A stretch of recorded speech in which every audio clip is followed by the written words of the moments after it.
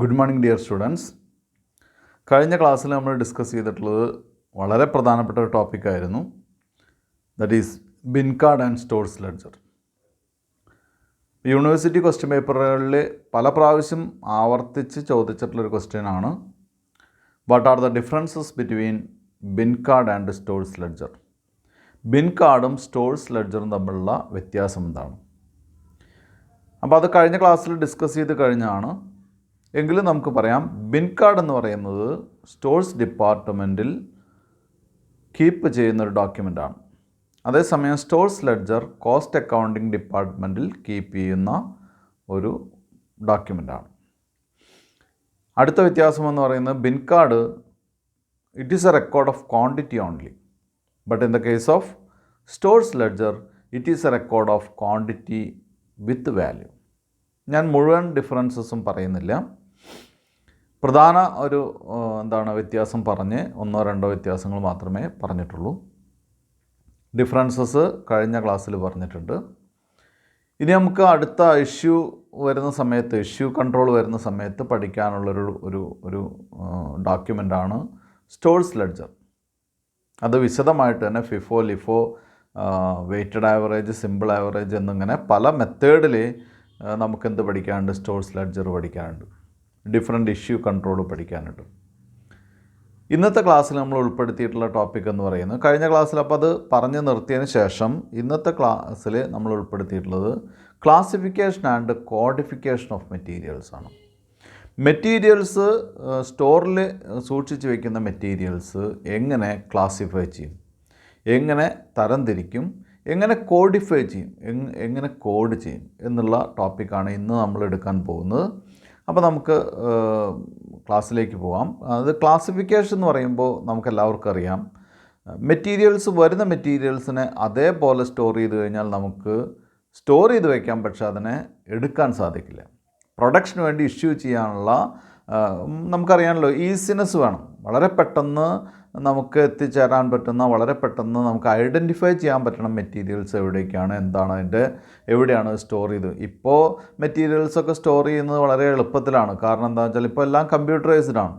അപ്പോൾ ഒരു പ്രോഡക്റ്റ് എവിടെ സ്റ്റോർ ചെയ്തു, ഏത് റാക്കിൽ ഏത് പൊസിഷനിലാണ് ഇരിക്കുന്നതെന്ന് നമുക്ക് സ്റ്റോക്ക് നോക്കിക്കഴിഞ്ഞാൽ, സ്റ്റോക്ക് പൊസിഷൻ നോക്കുമ്പോൾ തന്നെ നമുക്കറിയാൻ പറ്റും അല്ലേ. അപ്പോൾ മെഡിക്കൽ ഷോപ്പിലൊക്കെ ഒരു മരുന്ന് എവിടെ ഇരിക്കണേന്നുള്ളത് അവർക്ക് എവിടെ നിന്ന് അറിയാൻ പറ്റും? ആ സിസ്റ്റത്തിൽ സ്റ്റോക്ക് ഉണ്ടോ എന്ന് അറിയാൻ വേണ്ടി നമ്മളൊരു മരുന്നിൻ്റെ പേര് എൻ്റർ ചെയ്ത് കഴിഞ്ഞാൽ നമുക്ക് അറിയാം അതിൻ്റെ എത്ര നമ്പർ ഓഫ് സ്റ്റോക്ക് നമുക്കുണ്ട്, അത് ഏത് ഏരിയയിലാണ്, ഏത് റാക്കിലാണ്, എവിടെയാണ് ഇരിക്കുന്നത് എന്ന് കൃത്യമായിട്ട് അറിയാൻ സാധിക്കും. അപ്പോൾ ഇവിടെ അങ്ങനെ അറിയാൻ സാധിക്കുന്നത് എന്തുകൊണ്ടാണ്? അവർ കൃത്യമായിട്ടൊരു ഒരു മുൻപ് ഒരു വർക്ക് ചെയ്തതിൻ്റെ ഭാഗമാണ്. അവർ കൃത്യമായിട്ട് റാക്കുകളും അതുപോലെ തന്നെ സ്റ്റോറുകളൊക്കെ അവർ അറേഞ്ച് ചെയ്തു, അതിനെ ലാബിൽ ചെയ്തു, നമ്പർ ചെയ്തു, അതിന് പൊസിഷൻസ് കൃത്യമായിട്ട് മാർക്ക് ചെയ്തു.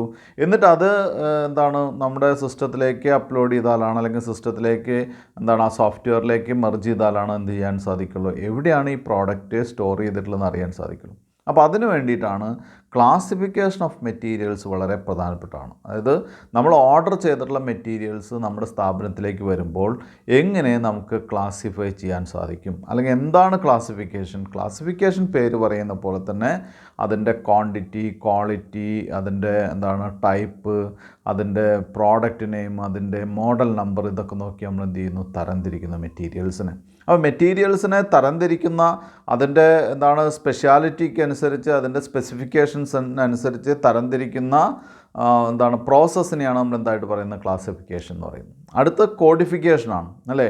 കോഡിഫിക്കേഷൻ എന്ന് പറയുമ്പോൾ നമുക്ക് എന്ത് ചെയ്യാം? കോഡിഫിക്കേഷൻ എന്ന് പറയുന്നത് 1, 2, 3, 4 അല്ലെങ്കിൽ 1001, 101, 102 ഇങ്ങനെ നമ്പറുകൾ ഉപയോഗിച്ച് നമ്മൾ എന്ത് ചെയ്യുന്നു? തരംതിരിക്കുന്നു.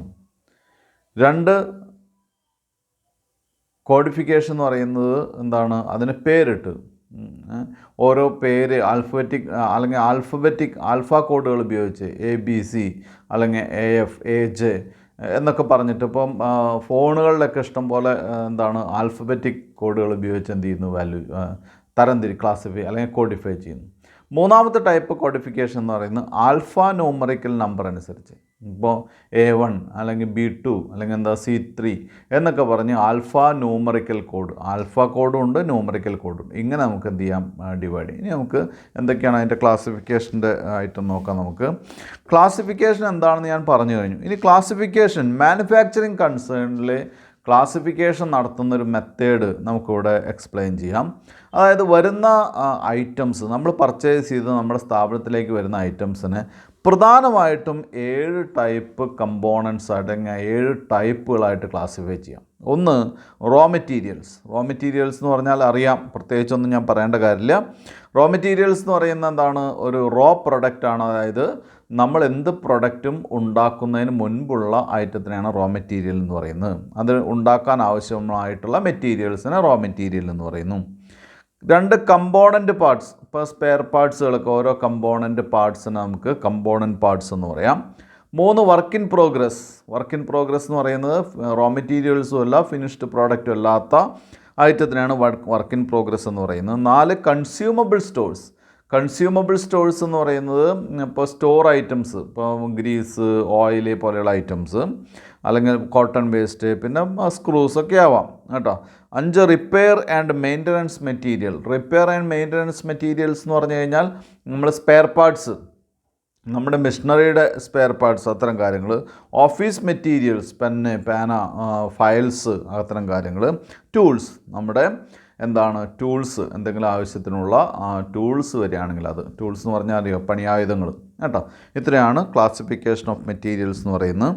ഇനി കോഡിഫിക്കേഷനാണ്. കോഡിഫിക്കേഷൻ ഞാൻ ഓൾറെഡി പറഞ്ഞു. എന്താണ് കോഡിഫിക്കേഷനെ 3ആയിട്ട് ഡിവൈഡ് ചെയ്യാം. Alphabetical method.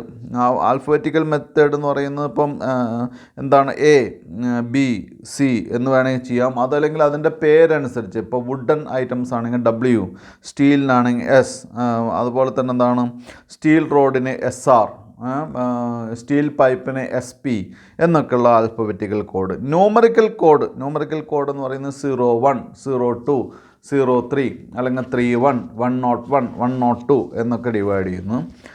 Alpha numerical code ഉണ്ട്. അതായത് നേരത്തെ സ്റ്റീൽ പൈപ്പ്, അപ്പോൾ SP1, സ്റ്റീൽ പൈപ്പ് 2, SP2, അങ്ങനെ സ്റ്റീൽ എന്താണ് റോഡ് SR1, അങ്ങനെയൊക്കെ പറഞ്ഞിട്ടുള്ള രീതിയിലുള്ള കോഡിങ്ങിനെയാണ് ആൽഫ ന്യൂമറിക്കൽ കോഡ് എന്ന് പറയുന്നത്, ആൽഫ ന്യൂമറിക്കൽ മെത്തേഡ് എന്ന് പറയുന്നത്. അടുത്ത് വളരെ പ്രധാനപ്പെട്ട, ഞാൻ നേരത്തെ പറഞ്ഞ പോലെ ഒരുപാട് തവണ എക്സാമിനേഷന് ചോദിച്ചിട്ടുള്ള ഒരു ക്വസ്റ്റ്യനാണ് perpetual inventory system. Perpetual inventory system എന്ന് പറയുന്നത് it is a system that all the movements of materials are recorded and the latest balance position is determined. എല്ലാ മെറ്റീരിയൽസ് മൂവ്മെൻറ്റും കൃത്യമായിട്ട് റെക്കോർഡ് ചെയ്യുകയും ലേറ്റസ്റ്റ് ബാലൻസ് പൊസിഷൻ എപ്പോഴും തീരുമാനിക്കപ്പെടുകയും ചെയ്യുന്ന ടൈപ്പ് ഓഫ് ഇൻവെൻ്ററി സിസ്റ്റത്തിനെയാണ് പെർപ്പച്വൽ ഇൻവെൻ്ററി സിസ്റ്റം എന്ന് പറയുന്നത്. അതൊരു സ്പെഷ്യൽ ഇൻവെൻ്ററി സിസ്റ്റമാണ്. ഇനി അതിൻ്റെ ഒരു ഡെഫിനിഷൻ തന്നിട്ടുണ്ട്. അക്കോർഡിംഗ് ടു ICMA ലണ്ടൻ ടെക്സ്റ്റിൽ തന്നിട്ടുള്ളതാണ്. Perpetual inventory system is a system of records maintained by the controlling department which reflects the physical movement of stocks and their current balance. അപ്പം ആ stock maintain ചെയ്യുന്ന department physical movement കൃത്യമായിട്ട് record ചെയ്ത് current stock maintain ചെയ്യുന്ന സിസ്റ്റത്തിനെയാണ് എന്തായിട്ട് പറയുന്നത്, perpetual inventory system എന്ന് പറയുന്നു. നമുക്ക് നോക്കാം. Perpetual inventory system thus refers to the maintenance of material records on a continuous basis. Perpetual inventory system എന്ന് പറയുന്നത് കണ്ടിന്യൂസ് ബേസിസ് ആയിട്ട് മെറ്റീരിയൽ റെക്കോർഡ് അല്ലെങ്കിൽ ഇൻവെൻ്ററി റെക്കോർഡ് ചെയ്യുന്ന ഒരു സിസ്റ്റത്തിനെയാണ് നമുക്ക് എന്തായിട്ട് പറയാൻ പറ്റുക, പെർപ്പച്വൽ ഇൻവെൻ്ററി സിസ്റ്റം എന്ന് പറയാം. അപ്പോൾ അവിടെ ശ്രദ്ധിക്കേണ്ട കാര്യം എന്താ വെച്ചാൽ ഓരോ റെസിപ്റ്റ് വരുമ്പോഴും ഓരോ മെറ്റീരിയൽ, ഇപ്പോൾ ഫോർ എക്സാമ്പിൾ നമുക്ക് R എന്നുള്ള മെറ്റീരിയൽ എടുക്കാം. R എന്നുള്ള മെറ്റീരിയലിൻ്റെ ഓരോ എൻട്രി വരുമ്പോഴും റെക്കോർഡ് ചെയ്യുന്നു. ആർ എന്നുള്ള മെറ്റീരിയൽ ഓരോ ഇഷ്യൂ വരുമ്പോഴും റെക്കോർഡ് ചെയ്യുന്നു. അപ്പോൾ ഓരോ ട്രാൻസാക്ഷൻ നടക്കുമ്പോഴും ആ ട്രാൻസാക്ഷനും ബാലൻസും റെക്കോർഡ് ചെയ്യുന്ന കൃത്യമായിട്ടുള്ള സിസ്റ്റത്തിനെയാണ് നമുക്ക് എന്തായിട്ട് പറയാൻ സാധിക്കുക, പെർപ്പച്വൽ ഇൻവെൻറ്ററി സിസ്റ്റം. അപ്പോൾ അതിലൊരു തെറ്റ് വരുന്നില്ല. ഇപ്പോൾ പല വ്യാപാര സ്ഥാപനങ്ങളിൽ, ഞാൻ ഏത് ഐറ്റംസാണ് ഞാൻ എടുത്തു പറയുന്നില്ല, പല വ്യാപാര സ്ഥാപനങ്ങളിലും നമ്മൾ എന്ത് ചെയ്യുന്നു, ഓരോ ഐറ്റംസ് എടുക്കുമ്പോഴും അതിന് മുൻപേയും സ്റ്റോക്ക് ചെക്ക് ചെയ്യുന്ന സ്ഥാപനങ്ങളുണ്ട്. അപ്പോൾ അവിടെ വ്യക്തമാണെന്ത്, ഓരോ റെസിപ്റ്റ് വരുമ്പോഴും എന്ത് ചെയ്യുന്നു, സ്റ്റോക്കിൽ എൻ്റർ ചെയ്യുന്നു, ബാലൻസ് കറക്റ്റ് ചെയ്യുന്നു. ഓരോ ഇഷ്യൂ വരുമ്പോഴും അത് ലെസ് ചെയ്യുന്നു, ബാലൻസ് കറക്റ്റ് ചെയ്യുന്നു. ഇങ്ങനെ പോകുമ്പോഴുള്ള ഗുണം എന്താണെന്ന് വെച്ചാൽ സ്റ്റോക്ക് ഏത് സമയം നോക്കിയാലും അപ് ടു ഡേറ്റ് ആയിരിക്കും. ഇങ്ങനെ സ്റ്റോക്ക് എടുക്കുന്ന മെത്തേഡിനെയാണ് പെർപ്പച്വൽ ഇൻവെൻറ്ററി സിസ്റ്റം എന്ന് പറയുന്നത് കേട്ടോ. അടുത്തത്, അപ്പോൾ ഇത് ശ്രദ്ധിക്കേണ്ട ഒരു കാര്യം എന്താണെന്ന് വെച്ചാൽ, ഈ പെർപ്പച്വൽ ഇൻവെൻറ്ററി സിസ്റ്റത്തിന് ഏറ്റവും കൂടുതൽ പ്രചോദനമായിട്ടുള്ള 2 സ്റ്റോക്ക് ഡോക്യുമെൻ്റാണ്. ഒന്ന് ബിൻ കാർഡും മറ്റൊന്ന് സ്റ്റോഴ്സ് ലെഡ്ജറും. കാരണം നമ്മൾ പറഞ്ഞെന്താണ്, ബിൻ കാർഡിൽ സ്റ്റോർ കീപ്പർ റെക്കോർഡ് ചെയ്യുന്നത് just before the transactions take place ആണ്. അതായത് ട്രാൻസാക്ഷൻ നടക്കുന്നതിന് തൊട്ട് മുൻപാണ് സ്റ്റോർ കീപ്പർ എവിടെ റെക്കോർഡ് ചെയ്യുന്നു, ബിൻ കാർഡിൽ റെക്കോർഡ് ചെയ്യുന്നു. അതല്ലാതെ ട്രാൻസാക്ഷൻ നടന്നതിന് ശേഷമല്ല റെക്കോർഡ് ചെയ്യുന്നു. അപ്പോൾ അതുകൊണ്ട് തന്നെ അതിൻ്റെ ആക്യുറസി 100% മനസ്സിലായോ? അപ്പോൾ അതുകൊണ്ട് ബിൻ കാർഡും സ്റ്റോഴ്സ് ലെഡ്ജറൊക്കെയാണ് പെർപ്പച്വൽ ഇൻവെൻറ്ററി സിസ്റ്റത്തിൻ്റെ ഏറ്റവും വലിയ റെക്കോർഡ്സ് എന്ന് പറയുന്നത്. അപ്പം അത് കഴിഞ്ഞ് അടുത്തത് കണ്ടിന്യൂസ് സ്റ്റോക്ക് ടേക്കിംഗ്. അപ്പോൾ കണ്ടിന്യൂസ് സ്റ്റോക്ക് ടേക്കിംഗ് എന്ന് പറഞ്ഞാൽ എന്താ, റെഗുലറായിട്ട് നിരന്തരമായിട്ട് സ്റ്റോക്ക് എടുക്കുക. മനസ്സിലായല്ലോ? Perpetual inventory system is always followed by a system of stock taking called continuous stock taking. Perpetual inventory system കൃത്യമായിട്ട് നടപ്പിലാക്കണമെങ്കിൽ നമുക്ക് എന്ത് വേണം, കണ്ടിന്യൂസ് സ്റ്റോക്ക് ടേക്കിംഗ് എന്നുള്ള സിസ്റ്റം ഉണ്ടെങ്കിൽ മാത്രമേ പെർപ്പച്വൽ ഇൻവെൻറ്ററി സിസ്റ്റം കൃത്യമായിട്ട് നമുക്ക് നടപ്പിലാക്കാൻ സാധിക്കുള്ളൂ. Continuous stock taking is a system under which the physical stock taking of materials is done on a continuous basis. ഫിസിക്കലായിട്ടുള്ള സ്റ്റോക്ക് ടേക്കിംഗ് ഒരു റെഗുലറായിട്ട് നിരന്തരം എന്ത് ചെയ്യുക, കണ്ടിന്യൂസ് ആയിട്ട് ചെക്ക് ചെയ്തുകൊണ്ടിരിക്കുക. മനസ്സിലായല്ലോ? അപ്പോൾ ഇവിടെ ശ്രദ്ധിക്കേണ്ട കാര്യം എന്താണെന്ന് വെച്ചാൽ, നമ്മൾ ഇടയ്ക്കിടയ്ക്ക് ഓരോ ഐറ്റംസാണ് ഡീൽ ചെയ്യുന്നതെങ്കിൽ അതിൻ്റെ സ്റ്റോക്ക് ടേക്കിംഗ് നിരന്തരമായിട്ട് നമ്മൾ നടപ്പിലാക്കുക. അതിലെന്തെങ്കിലും സംശയം തോന്നിക്കഴിഞ്ഞാൽ അത് ഡീറ്റെയിൽ ആയിട്ട് തന്നെ എന്ത് ചെയ്യുക, ചെക്ക് ചെയ്യുക. അപ്പോൾ ഒരു റാൻഡം ബേസിൽ ചെക്കിങ് എപ്പോഴും നടന്നുകൊണ്ടിരിക്കും. ഇപ്പോൾ ചില ഐറ്റംസ് എല്ലായ്പ്പോഴും എടുക്കണമെന്നില്ലല്ലോ. അപ്പോൾ എല്ലായ്പ്പോഴും നമ്മൾ ഇഷ്യൂ ചെയ്യുന്ന ഐറ്റംസോ റെസിപ്റ്റ് വരുന്ന സമയത്തോ അതിൻ്റെ ഫിസിക്കൽ സ്റ്റോക്ക് ടേക്കിംഗ് നമ്മൾ നടക്കുന്നു. അപ്പോൾ അതിനെന്തെങ്കിലും പ്രശ്നങ്ങളുണ്ടെങ്കിൽ, ഇഷ്യൂസ് ഉണ്ടെങ്കിൽ അത് വളരെ വൈഡായിട്ട് തന്നെ എന്ത് ചെയ്യുന്നു, സ്റ്റോക്ക് ടേക്കിംഗ് നടത്തുകയും ചെക്ക് ചെയ്യുകയും എന്തെങ്കിലും എറേഴ്സ് ഉണ്ടെങ്കിൽ അത് ഡിറ്റക്റ്റ് ചെയ്യുകയും ചെയ്യുന്ന മെത്തേഡിനെയാണ് എന്തായിട്ട് പറയുന്നത്, കണ്ടിന്യൂസ് സ്റ്റോക്ക് ടേക്കിംഗ് എന്ന് പറയുന്നത്.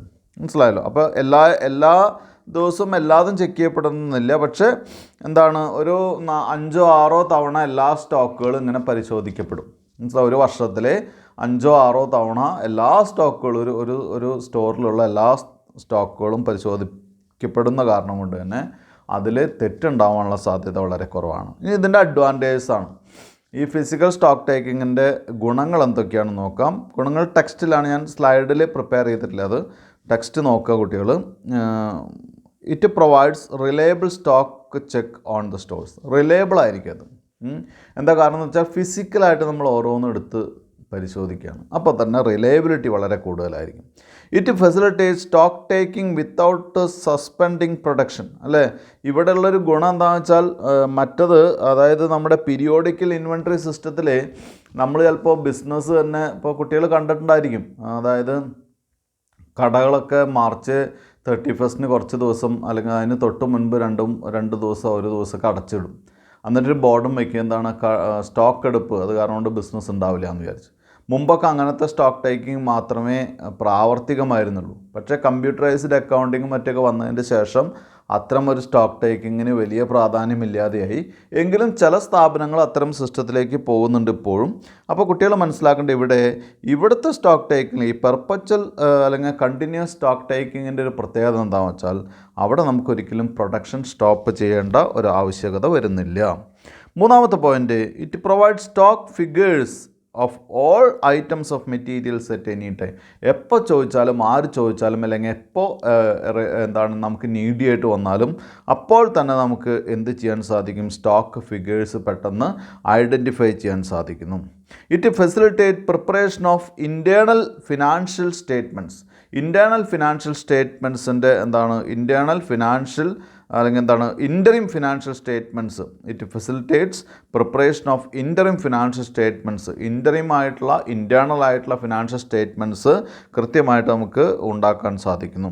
അതുപോലെ തന്നെ is early detection of losses or pilferage of materials. വളരെ ഈസി ആയിട്ട് ലോസസും അതുപോലെ തന്നെ പിൽഫറേജ് ഒക്കെ നമുക്ക് എന്ത് ചെയ്യാൻ സാധിക്കും? ഡിറ്റക്റ്റ് ചെയ്യാൻ സാധിക്കുന്നു.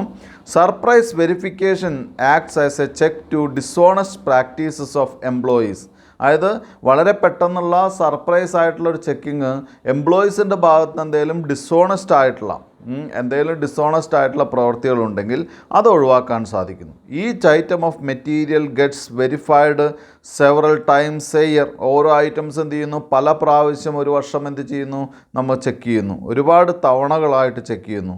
8ാമത്തെ point, inventory records helps to settle insurance claims. അല്ലേ, ഇൻഷുറൻസ് ക്ലെയിംസ്. ഇപ്പോൾ പെട്ടെന്നൊരു തീപിടുത്തമുണ്ടായി, എത്രയാണ് ഇൻവെൻറ്ററി, നാശം കണക്കാക്കപ്പെട്ടിട്ടില്ല എന്നൊന്നും പറയേണ്ട ഒരു അവസ്ഥ വരുന്നില്ല. കാരണം എന്താ? വളരെ പെട്ടെന്ന് നമുക്ക് എന്ത് ചെയ്യാൻ സാധിക്കും? അത് കണക്കാക്കി പറയാൻ സാധിക്കും.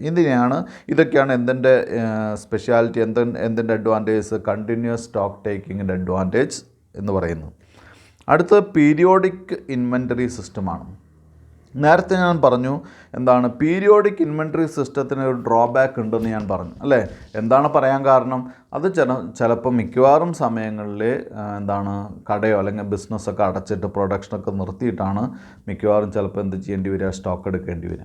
ഇവിടെയുള്ളൊരു സ്പെഷ്യാലിറ്റി എന്താണെന്ന് വെച്ചാൽ ഈ പീരിയോഡിക് ഇൻവെൻറ്ററി സിസ്റ്റത്തിൽ നമ്മളൊരു പീരീഡ് അവസാനം അല്ലെങ്കിൽ ഒരു പീരീഡിനുള്ളിൽ ഇപ്പോൾ 6 മാസം കൂടുമ്പോഴോ ഒരു കൊല്ലം കൂടുമ്പോഴൊക്കെയാണ് പീരിയോഡിക് വൈസാണ് നമ്മൾ എന്ത് ചെയ്യുന്നത്? ഇൻവെൻറ്ററി കാൽക്കുലേഷൻ അല്ലെങ്കിൽ വാല്യുവേഷൻ നടത്തുന്നത്.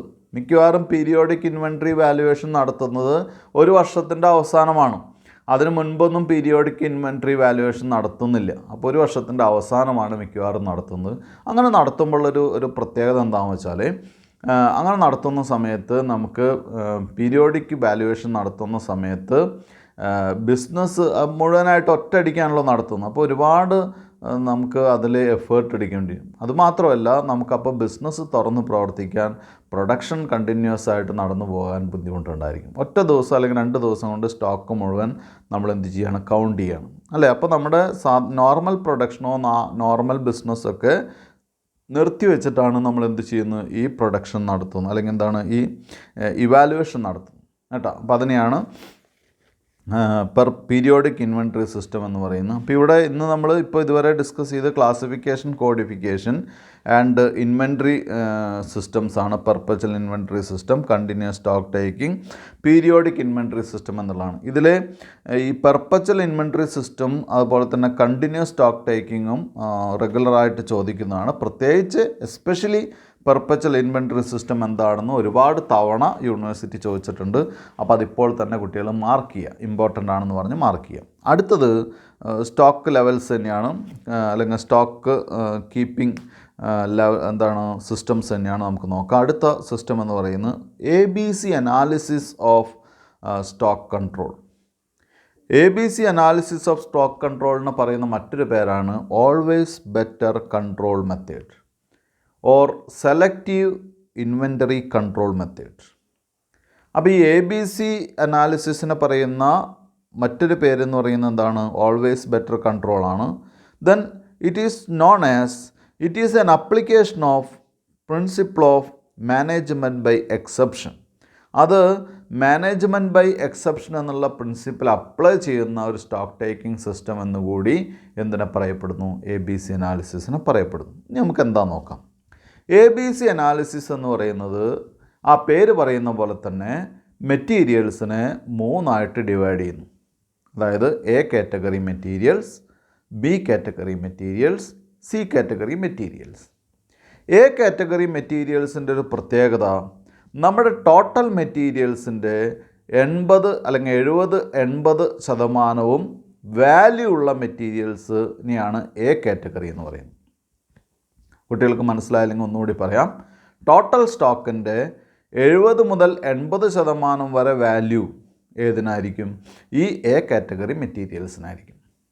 പക്ഷേ ടോട്ടൽ സ്റ്റോക്കിൻ്റെ വെയ്റ്റ് വെച്ച് നോക്കുകയാണെങ്കിൽ, അല്ലെങ്കിൽ നമ്മുടെ ടൈപ്പ് ഓഫ് ഹോൾഡിംഗ് വെച്ച് നോക്കുകയാണെങ്കിൽ 10-15% മാത്രമേ എ കാറ്റഗറി മെറ്റീരിയൽസ് ഉണ്ടാവുള്ളൂ. അതായത് വാല്യൂ വളരെ കൂടുകയും ക്വാണ്ടിറ്റി വളരെ കുറയുകയും ചെയ്യുന്ന ടൈപ്പ് ഓഫ് മെറ്റീരിയൽസാണ് എ. ബി കാറ്റഗറി മെറ്റീരിയൽസ് എന്ന് പറഞ്ഞാൽ ഒരു average value, average weight, average സ്റ്റോറേജും ആവറേജ് വാല്യൂ ഉള്ള ടൈപ്പ് ഓഫ് മെറ്റീരിയൽസിനെ ബി ടൈപ്പ് മെറ്റീരിയൽസ് എന്ന് പറയുന്നു.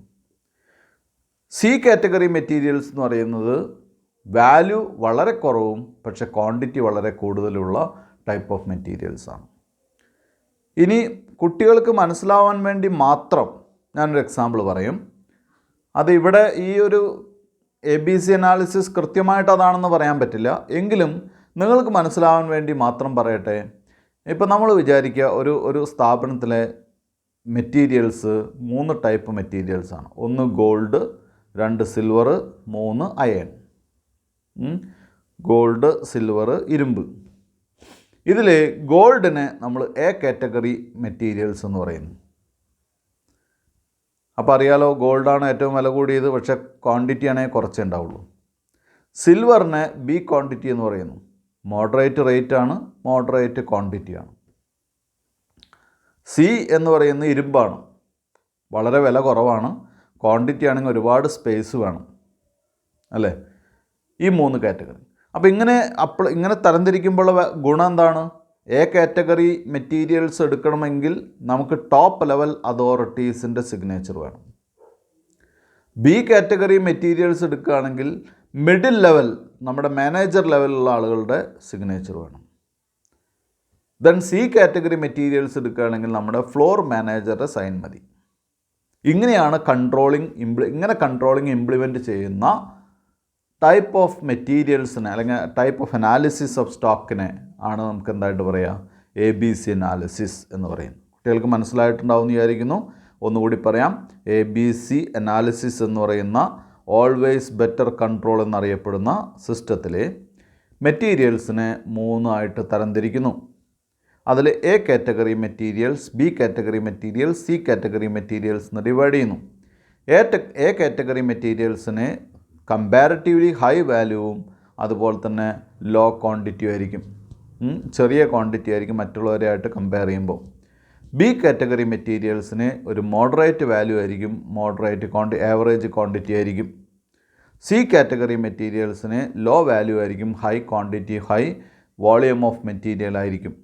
ഇതിനെങ്ങനെയാണ് കൺട്രോളിങ് ഇഷ്യൂ ചെയ്യാന്നുണ്ടെങ്കിൽ എ കാറ്റഗറി മെറ്റീരിയൽസ് എടുക്കണമെങ്കിൽ നമുക്ക് ടോപ്പ് ലെവൽ അതോറിറ്റീസിൻ്റെ സിഗ്നേച്ചർ ആവശ്യമാണ്. ബി കാറ്റഗറി എടുക്കുകയാണെങ്കിൽ നമുക്ക് എന്ത് മതി? ഒരു മിഡിൽ ലെവൽ മാനേജേഴ്സിൻ്റെ സിഗ്നേച്ചർ മതി. സി കാറ്റഗറി എടുക്കുകയാണെങ്കിൽ ഫ്ലോർ മാനേജറിൻ്റെ സൈൻ കിട്ടിയാലും നമുക്ക് എന്ത് ചെയ്യാം? ഇത് ഉപയോഗിക്കാം. ഇതിനെ മാനേജ്മെൻറ്റ് ബൈ എക്സെപ്ഷൻ എന്ന് പറയുന്ന ഒരു പ്രിൻസിപ്പിൾ ഇവിടെ അപ്ലൈ ചെയ്യുന്നൊരു സ്റ്റോർ കൺട്രോളാണ് ABC എന്ന് പറയാനുള്ള കാരണം എന്താണ്? മാനേജ്മെൻറ്റ് ബൈ എക്സെപ്ഷൻ എന്ന് പറഞ്ഞാൽ എന്താണ്? മാനേജ്മെൻറ്റ് ബൈ എക്സെപ്ഷൻ എന്ന് പറഞ്ഞാൽ എക്സെപ്ഷണൽ കേസുകൾക്ക് മാത്രമേ മാനേജ്മെൻറ്റിൻ്റെ അടുത്തേക്ക് പോകാൻ പാടുള്ളൂ. സ്പെഷ്യൽ കേസുകൾക്ക് മാത്രമേ. ഇപ്പോൾ ഇവിടെ എ കാറ്റഗറി എടുക്കുമ്പോൾ മാത്രം ടോപ്പ് ലെവലിനെ സമീപിച്ചാൽ മതി. ബിയും സിയും ഒക്കെ എവിടെ നിന്ന് പോവും? ബി മിഡിൽ ലെവലിലേക്ക് പോവും. സി ആകുമ്പോൾ ഫ്ലോർ മാനേജറിലേക്ക് പോവും. അപ്പോൾ ചെറിയ ചെറിയ കാര്യങ്ങൾക്കൊന്നും ആരെ ബുദ്ധിമുട്ടിക്കേണ്ടതില്ല, ടോപ്പ് ലെവൽ അതോറിറ്റീസിനെ ബുദ്ധിമുട്ടിക്കേണ്ടതില്ല എന്നുള്ള അസംഷനാണ് ഇവിടെ എന്തായിട്ട് പറയുന്നത്? മാനേജ് എന്നുള്ള പ്രിൻസിപ്പിളിനെയാണല്ലോ നമ്മൾ മാനേജ്മെൻറ്റ് ബൈ എക്സെപ്ഷൻ എന്ന് പറയുന്നത്. ആ പ്രിൻസിപ്പിൾ ഇവിടെ സ്റ്റോക്ക് ടേക്കിങ്ങിൻ്റെ മെറ്റീരിയൽസ് മാനേജ്മെൻറ്റിൻ്റെ കാര്യത്തിൽ എന്ത് ചെയ്യാൻ സാധിക്കുന്നു? ഇംപ്ലിമെൻറ്റ് ചെയ്യാൻ സാധിക്കും. ഇനി അഡ്വാൻറ്റേജസ് ഓഫ് ABC അനാലിസിസ് ആണ്. ഇതിൽ it facilitate strict control over costly materials. വളരെ കോസ്റ്റ്ലി ആയിട്ടുള്ള മെറ്റീരിയൽസിനെ സ്ട്രിക്റ്റ് കൺട്രോൾ ചെയ്യുന്നു. It helps to minimise the investment in മെറ്റീരിയൽസിൽ ഇൻവെസ്റ്റ് ചെയ്യാൻ മെറ്റീരിയൽസിൽ ഇൻവെസ്റ്റ്മെൻറ്റ് നമുക്ക് എന്ത് ചെയ്യാൻ സാധിക്കും? മിനിമൈസ് ചെയ്യാൻ സാധിക്കും. It helps to reduce the inventory carrying cost maximum reduce ചെയ്യാൻ സാധിക്കും. കാരണം എന്താ, കൃത്യമായിട്ടുള്ള കൺട്രോൾ എല്ലായിടത്തും ഉള്ള കാരണം കൊണ്ട് ഇൻവെൻട്രി ക്യാരിയിങ് കോസ്റ്റ് റെഡ്യൂസ് ചെയ്യാൻ സാധിക്കും.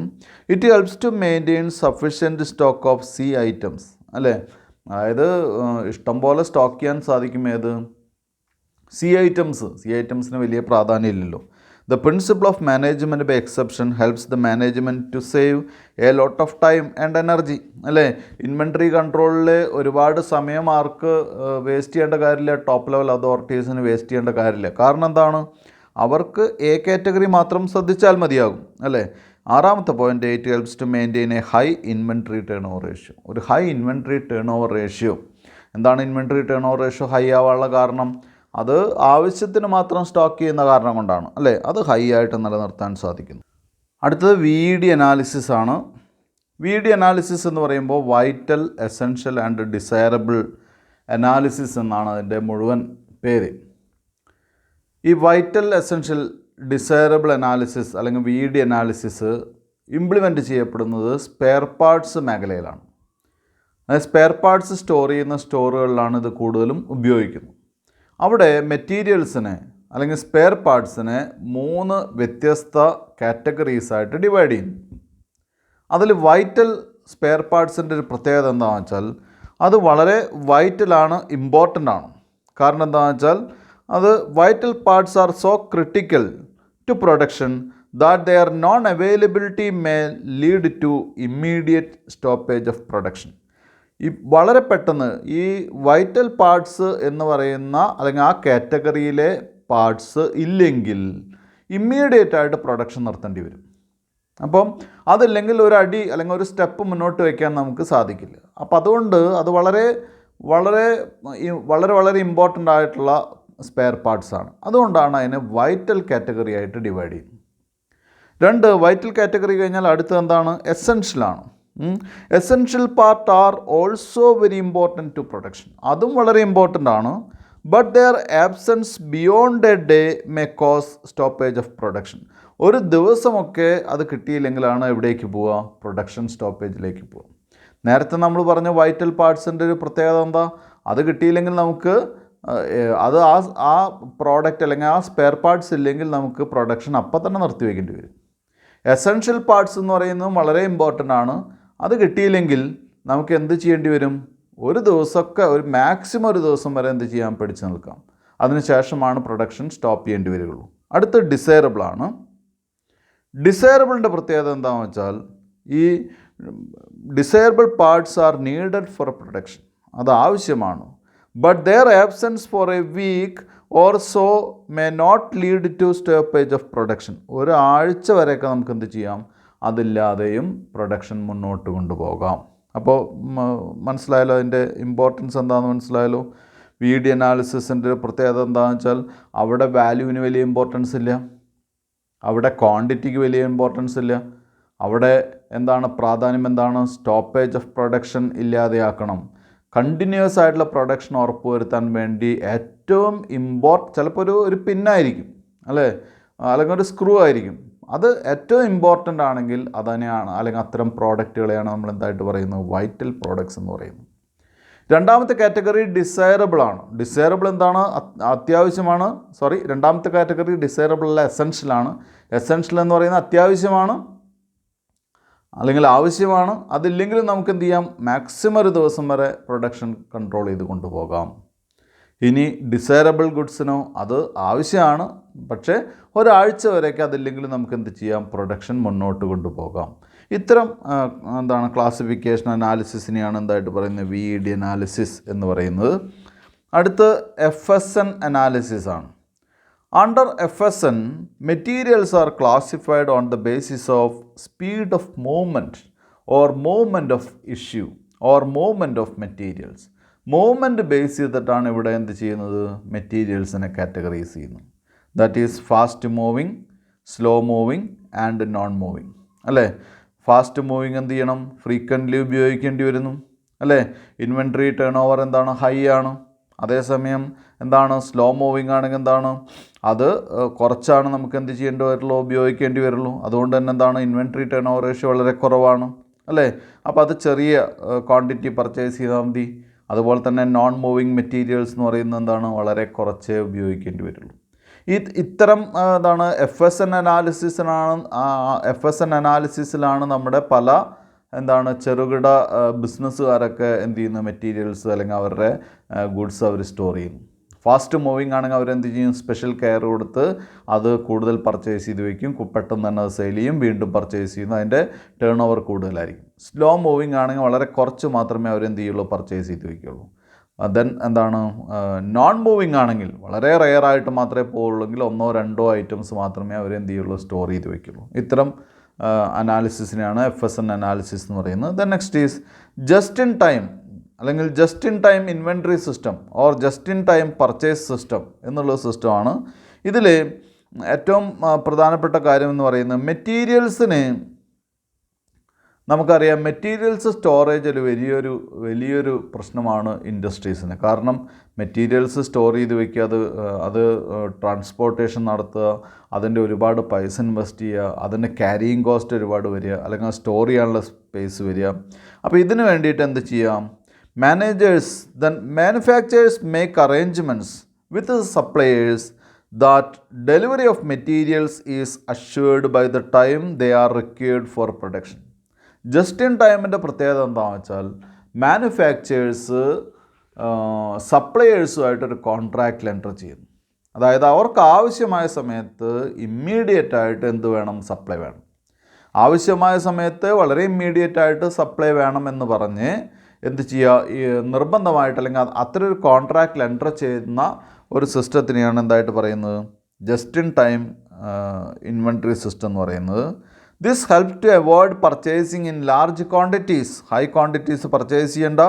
The system is referred to as JIT purchasing, അല്ലേ? ഇതിന് JIT പർച്ചേസിങ് എന്ന് പറയും. അതുകൊണ്ടാണ് ഈ ചെറുകിട കച്ചവടക്കാർ ഹോൾസെയിലേഴ്സിൻ്റെ അടുത്തുള്ള ചെറുകിട കച്ചവടക്കാർക്ക് എന്ത് ചെയ്യേണ്ട കാര്യമില്ല, ഒരുപാട് എമൗണ്ട് ഓഫ് ഗുഡ്സ് സ്റ്റോക്ക് ചെയ്യേണ്ട കാര്യമില്ല. ആവശ്യമുള്ളപ്പോൾ അവരെന്ത് ചെയ്യുന്നു, അടുത്ത ഹോൾസെയിൽ കടയിൽ നിന്ന് ആവശ്യത്തിന് മാത്രം ഐറ്റംസ് പർച്ചേസ് ചെയ്ത് അവരെന്ത് ചെയ്യുന്നു, സെയിൽ നടത്തുന്നു. അപ്പോൾ ഒരു ബൾക്കി ആയിട്ടുള്ള അല്ലെങ്കിൽ എന്താണ് ഒരു വലിയ സ്റ്റോറേജ് കപ്പാസിറ്റിയോ ഇൻവെസ്റ്റ്മെൻറ്റോ അവർക്ക് വേണ്ടി വരുന്നില്ല. മനസ്സിലായല്ലോ? ഇതാണ് അതിൻ്റെ സ്പെഷ്യാലിറ്റി എന്ന് പറയുന്നത്. ഇനി ഇത് advantage of JIT purchasing. JIT reduces the investment in materials. ഒരുപാട് പണം നമുക്ക് ഇൻവെസ്റ്റ് ചെയ്യേണ്ടതായിട്ട് വരുന്നില്ല. 2, it reduces the carrying cost of materials. മെറ്റീരിയൽസിൻ്റെ ക്യാരിയിങ് കോസ്റ്റ് എന്ത് ചെയ്യാൻ സാധിക്കുന്നു, റെഡ്യൂസ് ചെയ്യാൻ സാധിക്കുന്നു. 3, the low level of inventories help to reduce wastage of materials. നമ്മുടെ കയ്യിൽ കുറച്ച് മെറ്റീരിയൽസ് ഉള്ളൂ എന്നുണ്ടെങ്കിൽ എന്ത് ചെയ്യുന്നു, അതിന് വേസ്റ്റേജ് അധികം ഉണ്ടാവുന്നില്ല, അല്ലേ? വളരെ കുറച്ച് മെറ്റീരിയൽസ് ഉള്ളൂ, അപ്പോൾ വളരെ സൂക്ഷിച്ചത് നമ്മൾ എന്ത് ചെയ്യുന്നു, ഉപയോഗിക്കുന്നു. 4ാമത്തെ point, it helps to reduce the number of സപ്ലയേഴ്സിനെ കുറയ്ക്കാൻ സാധിക്കുന്നു. Orders are placed with only those suppliers who can assure timely delivery, അല്ലേ? കൃത്യമായിട്ട് ഡെലിവറി നടത്തുന്ന ആളുകൾക്ക് മാത്രം ഓർഡർ കൊടുക്കുന്ന രീതിയിലേക്ക് നമ്മൾ എന്ത് ചെയ്യുന്നു, മാറാൻ സാധിക്കുന്നു. 5ാമത്തെ point, reduction in carrying cost and wastage of materials lead to increased profit margin, അല്ലേ? ക്യാരിയിങ് കോസ്റ്റും വേസ്റ്റേജ് ഓഫ് മെറ്റീരിയൽസൊക്കെ കുറയുമ്പോൾ സ്വാഭാവികമായിട്ട് എന്ത് ചെയ്യുന്നു, മാർജിൻ ഒരുപാട് എന്ത് ചെയ്യാൻ സാധിക്കുന്നു, ഇൻക്രീസ് ചെയ്യാൻ സാധിക്കുന്നു. മനസ്സിലായോ? അപ്പോൾ ഇത്രയാണ് JITയുടെ എന്താണ് സിസ്റ്റം എന്ന് പറയുന്നത്. JITയും ഇമ്പോർട്ടൻ്റ് ആണ്, പ്രത്യേകിച്ചും അടുത്ത കാലത്ത് ഡെവലപ്പ് ചെയ്ത് വന്നിട്ടുള്ള ഒരു സിസ്റ്റം ആയതുകൊണ്ട് തന്നെ പലപ്പോഴും ചോദിക്കാറുണ്ട് പുതിയ ക്വസ്റ്റ്യൻ പേപ്പറുകളിലൊക്കെ. അപ്പോൾ കുട്ടികൾ അതുകൂടി പഠിക്കുക. ഇനി നമുക്ക് പഠിക്കാനുള്ളത് സ്റ്റോക്ക് ലെവൽസാണ്. ഈ സ്റ്റോക്ക് ലെവൽസ് പഠിക്കുന്നതിന് മുൻപായിട്ട് കുട്ടികളോട് പറയാനുള്ളത്, സ്റ്റോക്ക് ലെവൽസിൽ നിന്ന് നമുക്ക് 4 മാർക്കിൻ്റെ ഒരു ക്വസ്റ്റ്യൻ നിർബന്ധമായിട്ടും പ്രതീക്ഷിക്കാവുന്നതാണ്.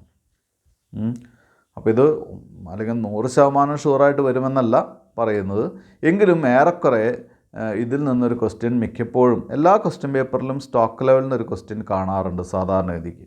അപ്പോൾ അതുകൊണ്ട് തന്നെ ഇത് വളരെ കെയർ ചെയ്ത് പഠിക്കണം. 2ാമത്തെ കാര്യം, ഇത് ഫോർമുലാസാണ്. ഫോർമുലാസ് പഠിച്ച കുട്ടികൾക്ക് ഇത് ചെയ്യാൻ പറ്റുള്ളൂ, അല്ലാതെ അധ്യാപകർക്ക് ഇത് പറഞ്ഞു തരാനേ പറ്റുള്ളൂ. കുട്ടികൾ എന്ത് ചെയ്യണം, ആ ഫോർമുല കൃത്യമായിട്ട് നോക്കി പഠിക്കുന്ന വേണം. അപ്പോൾ ഫോർമുലാസ് ഓരോന്നിൻ്റെയും കൃത്യമായിട്ട് ബൈഹാർട്ട് ചെയ്യാൻ വേണം കേട്ടോ. ഞാൻ പറയാം, സ്റ്റോക്ക് ലെവൽസ് എന്ന് പറയുന്നത് സ്റ്റോറിൽ നമ്മൾ മെറ്റീരിയൽസ് സ്റ്റോർ ചെയ്യുന്നതിന് ചില ലെവൽസ് ആര് കണ്ടുവച്ചിട്ടുണ്ടായിരിക്കും? സ്റ്റോർ കീപ്പർ അല്ലെങ്കിൽ എന്താണ് അത്തരം ലെവൽസ് നമ്മൾ എന്ത് ചെയ്യേണ്ടി വരും? പ്രിപ്പയർ ചെയ്യേണ്ടി വരും.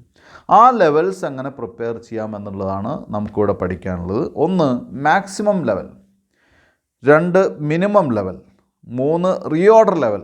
റീഓർഡർ ലെവൽ എന്ന് പറഞ്ഞാൽ രണ്ടാമതും ഓർഡർ ചെയ്യേണ്ട level. 4 average level, 5 danger level. ഇതിൽ ആദ്യത്തെ അല്ലെങ്കിൽ 4 എണ്ണം വളരെ ഇമ്പോർട്ടൻ്റ് ആണ്. ഡേഞ്ചറും ചിലപ്പോൾ ചോദിക്കാറുണ്ട്. എങ്കിലും ആദ്യത്തെ 4 എണ്ണം വളരെ നന്നായിട്ട് കുട്ടികൾ എന്ത് ചെയ്യണം? പഠിക്കണം. നമുക്ക് മാക്സിമം ലെവലിലേക്ക് പോവാം. മാക്സിമം ലെവൽ പറയേണ്ട കാര്യമില്ലല്ലോ.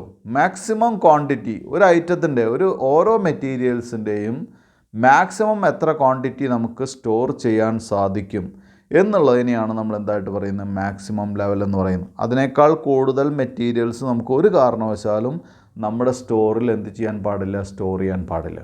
അത്തരം ലെവലിനെയാണ് നമ്മൾ എന്തായിട്ട് പറയുന്നത്? മാക്സിമം ലെവൽ എന്ന് പറയുന്നത്. ഇനി എന്തൊക്കെയാണ് മാക്സിമം ലെവൽ കണ്ടുപിടിക്കുമ്പോൾ നമ്മൾ ശ്രദ്ധിക്കേണ്ടുന്ന കാര്യങ്ങൾ? റേറ്റ് ഓഫ് കൺസംഷൻ ഓഫ് മെറ്റീരിയൽസിൻ്റെ ഉപഭോഗം, അവൈലബിലിറ്റി ഓഫ് ഫിനാൻസ്, നമ്മുടെ കയ്യിലുള്ള പൈസ, അവൈലബിലിറ്റി ഓഫ് സ്റ്റോറേജ് സ്പേസ്, നമുക്ക് സ്റ്റോറേജ് സ്പേസ് ഉണ്ടോ എന്ന് നോക്കണം. കോസ്റ്റ് ഓഫ് സ്റ്റോറേജ്, അത് സ്റ്റോർ ചെയ്യാനുള്ള കോസ്റ്റ് എത്രയാണ്. Time required to obtain the materials recorded, അല്ലേ? നമുക്ക് മെറ്റീരിയൽസ് ഓർഡേഡ് നമ്മൾ ഓർഡർ ചെയ്താൽ എത്ര സമയത്തിനുള്ളിലാണ് മെറ്റീരിയൽസ് നമുക്ക് ലഭിക്കുന്നത്. ഇക്കണോമിക് ഓർഡറിങ് ക്വാണ്ടിറ്റി എന്താണെന്ന് പഠിക്കും. എന്തായാലും ഇപ്പോൾ നമ്മളിങ്ങനെ മനസ്സിലാക്കുക, ഒരു സമയത്ത് ഓർഡർ ചെയ്യേണ്ടുന്ന ഇക്കണോമിക് ക്വാണ്ടിറ്റി എത്രയാണ്. Possibility of loss by deterioration, obsolescence etcetera. ഈ ഐറ്റംസ് ഒക്കെ സ്റ്റോർ ചെയ്യുമ്പോൾ നഷ്ടം വരാനുള്ള സാധ്യത. സീസണൽ നേച്ചർ ഓഫ് മെറ്റീരിയൽസ്, ചില മെറ്റീരിയൽസ് ചില സീസണിൽ സൂക്ഷിച്ച് കഴിഞ്ഞാൽ അത് കേടുവന്ന് പോവുകയോ ആവിയായി പോവുകയൊക്കെ ചെയ്യും. അത്തരം കാര്യങ്ങൾ. ഇക്കണോമീസ് ഓഫ് ബൾക്ക് പർച്ചേസ്, ഒന്നിച്ച് വാങ്ങുമ്പോഴുള്ള ഗുണം എന്തൊക്കെയാണ്? ഇതൊക്കെയാണ് ഈ പരിഗണിക്കേണ്ട കാര്യങ്ങൾ. അപ്പോൾ നിങ്ങൾ വിചാരിക്കും ഇത്രയും എ മുതൽ ഐ വരെയുള്ള പോയിൻ്റ് കണക്കാക്കിയിട്ട് വേണോ ഒരു മാക്സിമം ലെവൽ നമുക്ക് കണ്ടുപിടിക്കാൻ? ഈ കണക്കാക്കിയിട്ട് വേണം. പക്ഷേ ഇതിനൊക്കെ ക്രോഡീകരിച്ച് ഇതിനൊക്കെ സമ്മറൈസ് ചെയ്ത് നമുക്കൊരു ഇക്വേഷൻ തന്നിട്ടുണ്ട്. നമ്മൾ എന്ത് ചെയ്താൽ മതി? ഈ ഇക്വേഷൻ പഠിച്ചാൽ മതി. നമുക്ക് ഈ എ മുതൽ ഐ വരെയുള്ള പോയിൻ്റ് പഠിച്ചിട്ട് അല്ലെങ്കിൽ അത് അപ്ലൈ ചെയ്തിട്ടുള്ള ഒരു മാക്സിമം ലെവൽ കാണേണ്ടതില്ല. അതിനൊക്കെ ഈ ഐ പോയിൻ്റ് വരെയുള്ള എല്ലാ പോയിൻറ്റുകളും സമ്മറൈസ് ചെയ്തിട്ടുള്ള ഒരു ഇക്വേഷൻ നമുക്ക് തന്നിട്ടുണ്ട്. അത് കുട്ടികൾ പഠിക്കുക. എന്താണ് ഇക്വേഷൻ? താഴെ പറഞ്ഞിട്ടുണ്ട്, ഫോർമുല താഴെ പറഞ്ഞിട്ടുണ്ട്. Maximum level is equal to reorder level plus reorder quantity minus minimum rate of consumption into minimum reorder period. ഞാൻ ഒന്നുകൂടി പറയാം. മാക്സിമം ലെവൽ എന്ന് പറഞ്ഞാൽ എന്താണ്? മാക്സിമം നമ്മൾ സ്റ്റോർ കീപ്പ് ചെയ്യേണ്ട മെറ്റീരിയൽസ്, അതിനെയാണ് maximum level. Is equal to reorder level. എന്താ റീഓർഡർ ലെവൽ? രണ്ടാമതും ഓർഡർ ചെയ്യേണ്ടുന്ന level.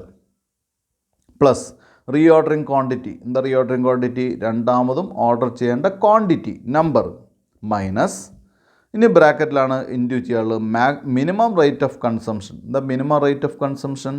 Minimum rate of consumption എന്ന് പറയുമ്പോൾ നമ്മൾ പറയില്ലേ, ഒരു ദിവസം ഞാൻ 1 മുതൽ 2 ലിറ്റർ വരെ വെള്ളം കുടിക്കും എന്ന് പറഞ്ഞാൽ അതിൽ മിനിമം എത്രയാണ്? 1 ലിറ്ററാണ്. മാക്സിമം എത്രയാണ്? 2 ലിറ്ററാണ്. ഏവറേജ് എത്രയാണ്? 1.5 ലിറ്ററാണ്, അല്ലേ? അപ്പോൾ മിനിമം റേറ്റ് ഓഫ് കൺസംഷൻ എന്ന് പറയുന്നത് ഏറ്റവും മിനിമം എത്രയാണ് ഇൻറ്റു മിനിമം റീഓർഡർ പീരീഡ്. എന്താ മിനിമം റീഓർഡർ പീരീഡ്? നമ്മൾ ഓർഡർ ചെയ്ത് ഗുഡ്സ് കിട്ടാനുള്ള പീരീഡിനെയാണ് മിനിമം റീഓർഡർ പീരീഡ്. അപ്പോൾ അത്രയാണത്. എന്തെങ്കിലും സംശയങ്ങളുണ്ടെങ്കിൽ അത് ക്വസ്റ്റ്യൻ ചെയ്യുന്ന സമയത്ത് കറക്റ്റ് ആവും. അടുത്ത മിനിമം ലെവലാണ്. മിനിമം ലെവൽ എന്ന് പറയുമ്പോൾ നമ്മൾ ശ്രദ്ധിക്കേണ്ട കാര്യം, മിനിമം ലെവൽ മിനിമം ഇത്ര സ്റ്റോക്കെങ്കിലും വേണം, അതിലും താഴേക്ക് പോകാൻ പാടില്ല. ഇപ്പോൾ ഫോർ എക്സാമ്പിൾ നമ്മൾ പ്രൊഡ്യൂസ് ചെയ്യുന്നത് ഷൂ ആണ്. അപ്പോൾ ഒരു ദിവസം നമ്മൾ 100 ഷൂ പ്രൊഡ്യൂസ് ചെയ്യും. അപ്പോൾ 100 ഷൂ ഉണ്ടാക്കാനുള്ള ലെതറെങ്കിലും നമുക്ക് ഏറ്റവും മിനിമം വേണം. കാരണം എന്താ? എന്നാലാണ് നമുക്ക് ഒരു ദിവസമെങ്കിലും ഷൂ ഉണ്ടാക്കാൻ സാധിക്കുള്ളൂ, അല്ലേ? അപ്പോൾ ഇവിടെ നമുക്ക് ശ്രദ്ധിക്കേണ്ട കാര്യം എന്താണെന്ന് വെച്ചാൽ, മിനിമം ലെവൽ എന്ന് പറയുന്നത് ഏറ്റവും മിനിമം നമുക്ക് വേണ്ടുന്ന സ്റ്റോക്കിനെയാണ് മിനിമം ലെവൽ എന്ന് പറയുന്നത്. ഇനി എന്തൊക്കെയാണ് അതിൻ്റെ മിനിമം ലെവൽ ഫിക്സ് ചെയ്യുമ്പോഴുള്ള ഫാക്ടേഴ്സ് എന്തൊക്കെ കാര്യങ്ങളാണ് ശ്രദ്ധിക്കേണ്ടത്? ഏവറേജ് റേറ്റ് ഓഫ് കൺസംഷൻ ഞാൻ നേരത്തെ പറഞ്ഞില്ലേ, ഒരാൾ ഒരു ദിവസം 1 ലിറ്റർ മുതൽ 2 ലിറ്റർ വരെ വെള്ളം കുടിക്കും എന്ന് വിചാരിക്കുക. അപ്പോൾ ഇതിൽ മിനിമം കൺസംഷൻ എത്രയാണ്? 1 ലിറ്റർ വെള്ളമാണ്. മാക്സിമം കൺസംഷൻ എത്രയാണ്? 2 ലിറ്റർ വെള്ളമാണ് അല്ലേ? ഏവറേജ് കൺസംഷൻ എത്രയാണ്? 1.5 ലിറ്റർ വെള്ളമാണ് അല്ലേ? അപ്പോൾ ഏവറേജ് റേറ്റ് ഓഫ് കൺസംഷൻ എന്ന് പറയുന്നത് ഏവറേജ് ഒരു ദിവസം അല്ലെങ്കിൽ ഒരു സമയത്ത് എത്രയാണ് കൺസ്യൂം ചെയ്യുന്നത് materials. Delivery time or reorder period, എത്ര ദിവസം കഴിഞ്ഞിട്ടാണ് ഡെലിവറി നമുക്ക് കിട്ടുന്നത്. ഇക്കണോമിക് ഓർഡറിങ് ക്വാണ്ടിറ്റി നേരത്തെ പറഞ്ഞാണ്, അല്ലെങ്കിൽ റീഓർഡർ ക്വാണ്ടിറ്റി, റീഓർഡർ ലെവൽ, ഇതൊക്കെ പരിഗണിച്ചിട്ടാണ് നമ്മൾ എന്ത് ചെയ്യേണ്ടത്? ഇക്വേഷൻ കണ്ടുപിടിക്കേണ്ടത്.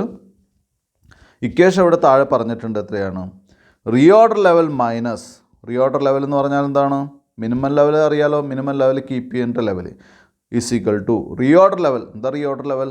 നമുക്ക് വീണ്ടും ഓർഡർ ചെയ്യേണ്ട ലെവൽ മൈനസ്, ഇനി ബ്രാക്കറ്റ് ഓപ്പൺ ചെയ്യുക, normal rate of consumption. Normal എന്ന് പറഞ്ഞാൽ കുട്ടികളെ ആവറേജ് എന്നുള്ള രീതിയിൽ എടുക്കുക കേട്ടോ. Normal rate of consumption into normal reorder period, normal rate of consumption into normal reorder period കേട്ടോ. ഇതാണ് മിനിമം ലെവൽ. അടുത്ത് മൂന്നാമത്തെ പോയിൻ്റ് റീഓർഡർ ലെവലാണ്. റീഓർഡർ ലെവൽ എന്ന് പറഞ്ഞാൽ രണ്ടാമതും ഓർഡർ ചെയ്യേണ്ട ലെവൽ എങ്ങനെ കണ്ടുപിടിക്കാം.